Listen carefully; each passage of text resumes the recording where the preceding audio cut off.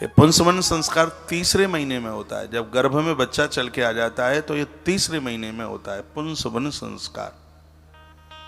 ये चौथे महीने में जाकर के लिंग चिन्ह प्रकट होता है कि ये बेटा है कि बेटी है। उससे पहले तो मांस के लोथड़े की तरह होता है।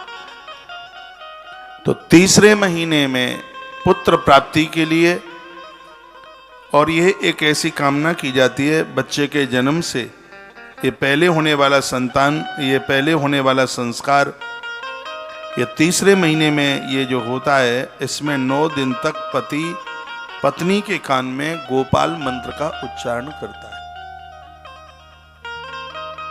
ओम क्लीम कृष्णाय गोविंदाय गोपी जनवल्लभाय स्वाहा। 9 दिन तक ये प्रक्रिया चलती है।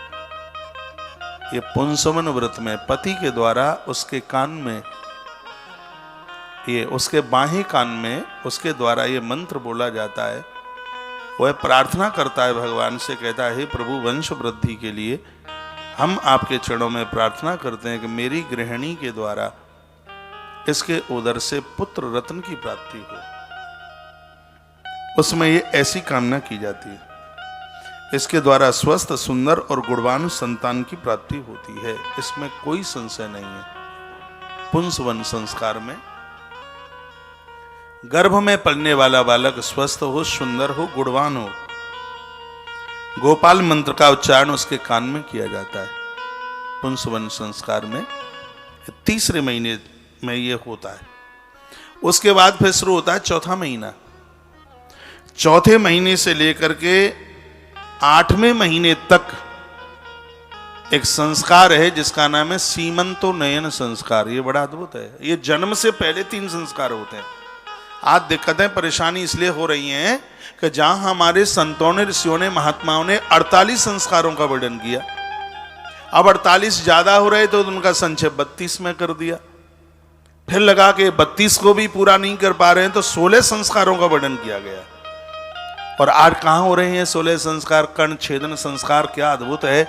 जिन बच्चों का कान छेदा जाता है, हमारे ग्रंथों में लिखा है, उनके बाद में होने वाली संतान मौत को प्राप्त नहीं होती। ये कान छेदने के संस्कार की इतनी बड़ी महिमा है। कर्ण छेदन संस्कार होता है,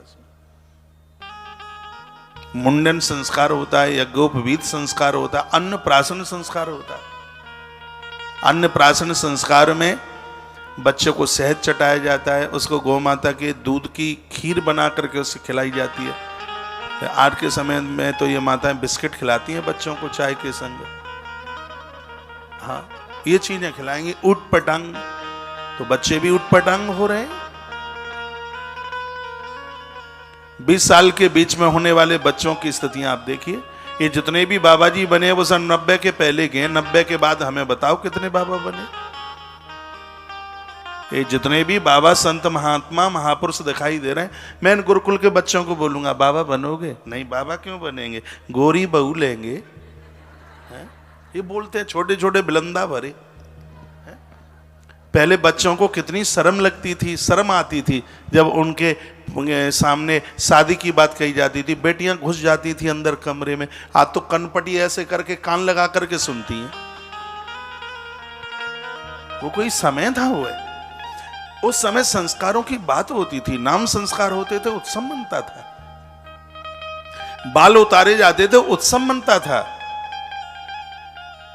उस समय संस्कार होते थे। अब हैप्पी बर्थडे मनाते हैं, काय का खाक हैप्पी बर्थडे।